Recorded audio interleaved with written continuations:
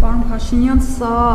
ձեր գրառումն է, որով դուք նախատում էիք պաշտոնատար անձանց, որոնք կարմիր լույսի տակ չէին անցնում, ու մեզ այն ժամանակ ասում եք, կարմիր լույսի տակ չեն կանգնում, հա, անցնում են։ Ու մեզ այն ժամանակ ասում եք, որ ես կանգնում եմ կարմիր լույսի տակ, որովհետև ուզում եմ ցույց տալ, որ ես ձեզանից մեկն եմ։ Բա հիմա խի չեք կանգնում կարմիր լույսի տակ, հիմա ուզում եք ասել, որ արդեն ճուժո եք, մեզանից մեկը չեք։ Ինչի համար եմ սա հիշեցնում, որովհետև նախորդ ճեպազրույցին լրագրողներին դուք ասում եք, որ ես ինչ ասել եմ, ապացուցել եմ, բայց բազմաթիվ օրինակներ կարող ենք բերել, որ դուք ասել եք մի բան ու լրիվ հակառակ բանն եք արել։ Պատավատապետություն, կարմիր գծեր, արագաչափեր, բաժանաղապետություն, տուգանքներ, թոշակներ, չգիտեմ, 1000 ու մի բան կարող ենք այստեղ նշել։ Դուք մեզ ասում եք, որ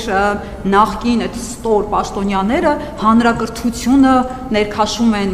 քաղաքականության մեջ, ես արմատախիլ եմ անելու դա, բայց ձեր քարոզարշավին հանրակրթությունը ավտոբուսներով, գազելներով բերման էր ենթարկվում ձեր առաջ, ընդ որում բերքարատի կերպարվեստի տեխնոլոգիայի դասատուներ մեզ ասում էր, դե դասերը չեն կարել, կիսատ ենք թողել, որովհետև եկել ենք մեր արևին տեսնենք։ Դուք արմատախիլ չեք արել դա, որովհետև այս անգամ արևը, լուսինը եւ բնական բոլոր երևույթները դուք եք։ Եվ կան բաներ, որոնք դուք ասել եք, բայց եթե հիմա կներեք ատրճանակ պահեն ձեր ճակատին, դուք նույնը չեք կրկնի, ինչ էլ որ լինի։ Ես հասկանում եմ, որ կյանքը փոխվել է, բայց օրինակ դուք մեզ ասել եք սա։ Միայն ռազմական կամ ռազմաքաղաքական հարց լուծելու նպատակ չէ, որ հետապնդում է։ Նրանք մեր Ղարաբաղի ինչ է կարողացած դրել։ Չեմ հասցնում դրել ինչ։ Դե ադրբեջանա-թուրքական հերոսակախմբերի մասին է։ Հա, ինչ։ Նրանց նպատակը հայոց ցեղասպանության իրենց քաղաքականության շարունակությունն է։ Եվ նրանք խնդիր են դրել հայոց ցեղասպանությունը։ Լսում եմ,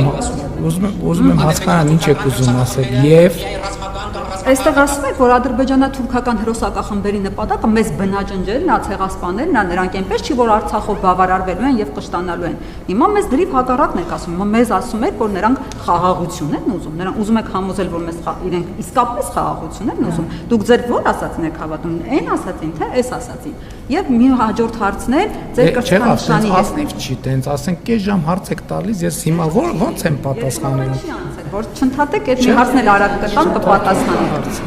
Ձեր կրծքանշանի հետ կապված 2023-ին դուք այդ կրծքանշանի չափսերով կադաստրի վկայականն էիք փնտրում, ասում եք Հայաստանի Հանրապետությունը չունի կադաստրի վկայական եւ ու քանի որ չունենք այդ թուղթը, ցանկացած պետություն կարող է գալ, որոշ պետություններ կան, մեզ ասել ձեր վեշերը հավաքեք եւ դուրս եկեք այստեղից, պիտի հանենք ցույց տանք այդ կադաստրի վկայականը։ Հիմա հարց գտել եք այդ կադաստրի վկայականը ի վերջո կա թե չէ, թե հետո կարող է պարզվել, որ Հայաստանի Հանրապետությունը ինչ-որ ինքնակամ շինություն է ու կարող է քանդվել նաև։ Շնորհակալություն։ Զարմանալի է, գիտեք, ոնց որ Հայաստանի Հանրապետությունում չեք եղել այդ բանից հետո, ասենք ուրիշ տեղ եք եղել, այդ նոր եք եկել։ Բա չեք լսել։ Չեք լսել, որ խաղաղության համաձայնագիրը նախաստորագրվել,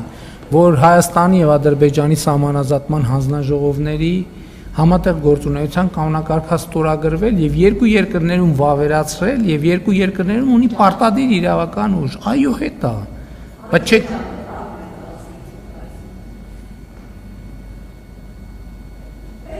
Մենք ենք մեր կադաստրի թուղթ Հայաստանի Հանրապետության տարածքային ամբողջականության ճանաչման մասին է։ Եվ այդ ժամանակ երբ որ ես խոսում եմ Հայաստանը ոչնչացնելու մտադրության մասին, այո, ես խոսում եմ այդ մտադրության մասին եւ համոզված եմ այդ մտադրության մասին խոսում եւ հենց այդ ժամանակա, որ ես հասկացա, որ մենք կոնցեպտուալ սխալ ունենք, որ մենք մտածում ենք, հեսա ուրիշ մեկը գալու է մեզ պաշտպանի այդ վտանգից։ Եվ այդտեղ է, որ մեր քաղաքական ամբողջ բանաձևերը փոխվեց եւ մենք հասկացանք, որ մենք պետք է այդ հարցերը լուծենք։ Ոնց պետք է այդ հարցերը լուծենք։ Հենվելով Հայաստանի Հանրապետության միջազգայինորեն ճանաչված տարածքի վրա եւ այդ ժամանակը եւ այդ վերլուծությունների արդյունքում է, որ ծնվել է իրական Հայաստանի գաղափարախոսությունը եւ իրական Հայաստանի գաղափարախոսությունը պատասխանում է ձեր բարձրացրած գրեթե բոլոր հարցերին։ Ինչ վերաբերում է կարմիր լույսի տակ կանգնելուն եւ չկանգնելուն,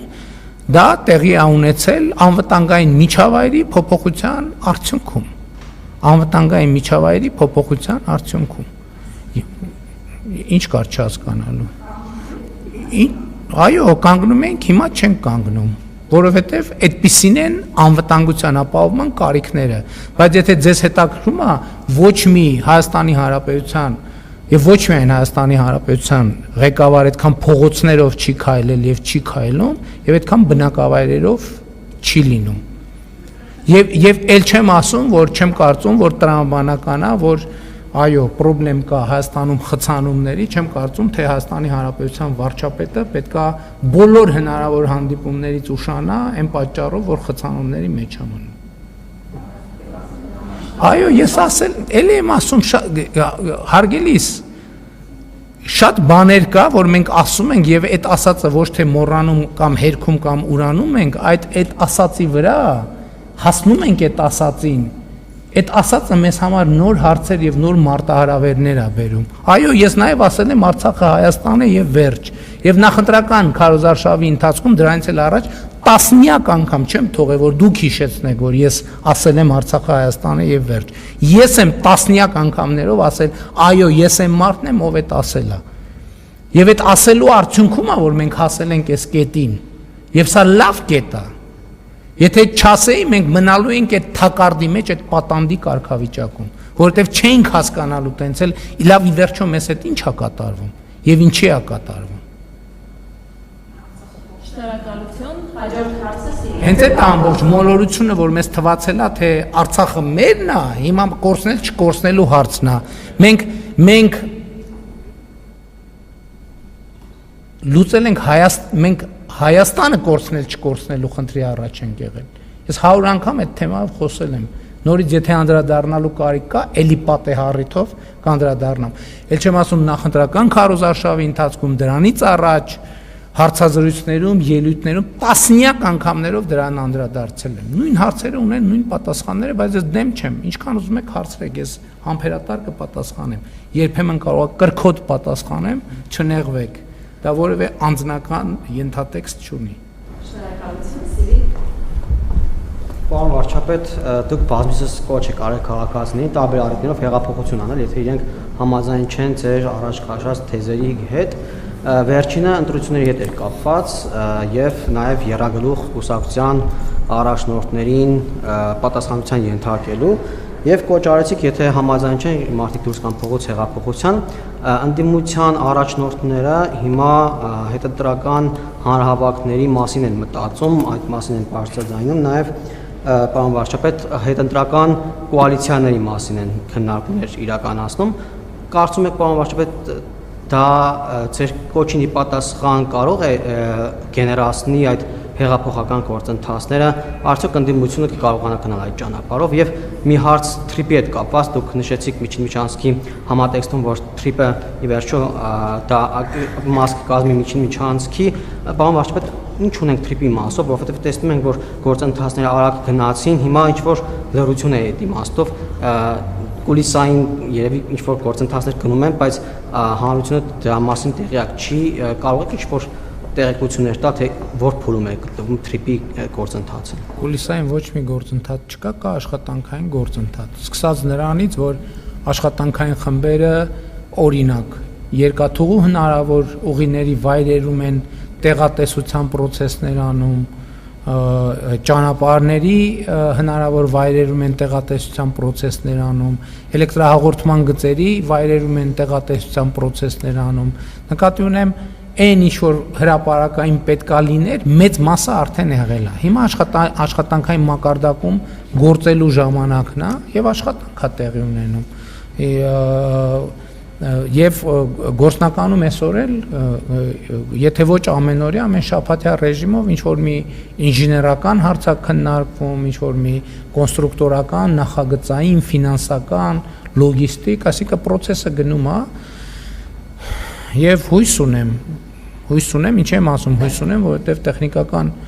խնդիրները եթե չխանգարեն, այս տարի գործնականում արդեն գետնի վրա արդեն շինարարական աշխատանքներ գոնե մենք ուզում ենք, բայց ինչ են վերապահումով ասում, որովհետեւ դրանք քաղաքական եւ ֆինանսական ոչ մի խոչընդոտ չկա, բայց կարող են տեխնիկական բնույթի, կազմակերպչական բնույթի հարցեր լինել։ Առաջիկայում մենք Հայաստան Միացյալ Նահանգներ փաստաթուղթը կվավերացնենք ըստ ամենայնի եւ կանցնենք process-ի։ Ինչ վերաբերվում է ձեր առաջին հարցին, Հայաստանում տեղի են ունեցել ժողովրդավարական ընտրություններ։ Ժողովուրդը իր կամքը արտահայտել է, իր ժողովրդի արտահայտված կամքը արձանագրել է։ Այդ այո, ես դա ասում եմ, բայց ես դա նաև ժողովրդի վստահության քվեին արժանացած մարդ եմ որպես ասում, որովհետև ես իմիջիալոց երբեք չեմ ժխտել եւ երբեք չեմ ժխտի ժողովրդի հեղափոխություն անելու իրավունքը։ Ես դա միշտ եմ ասել, ընտրություններից առաջ եմ ասել, ընտրությունների ժամանակ եմ ասել, ընտրություններից հետո եմ ասում։ Բայց ակնհայտ է, որ ժողովուրդը իր ընտրությունը կատարել է եւ մարդիկ վերադարձել են, չեն վերադարձել, այսինքն հետել ընտրությունն էլ է բնականon կյանքով ապրում են եւ Հայաստանը տնտեսական զարգացման բարձր տեմպերը շարունակում է եւ սա շատ ուրախալի փաստ է։ Առաջիկայում մենք պետք է կենտրոնանանք նոր դպրոցների, նոր ճանապարհների, նոր մանկապարտեզների, արտահանման նոր ուղղությունների, նոր միջազգային կապերի եւ այցերի վրա։ Շնորհակալություն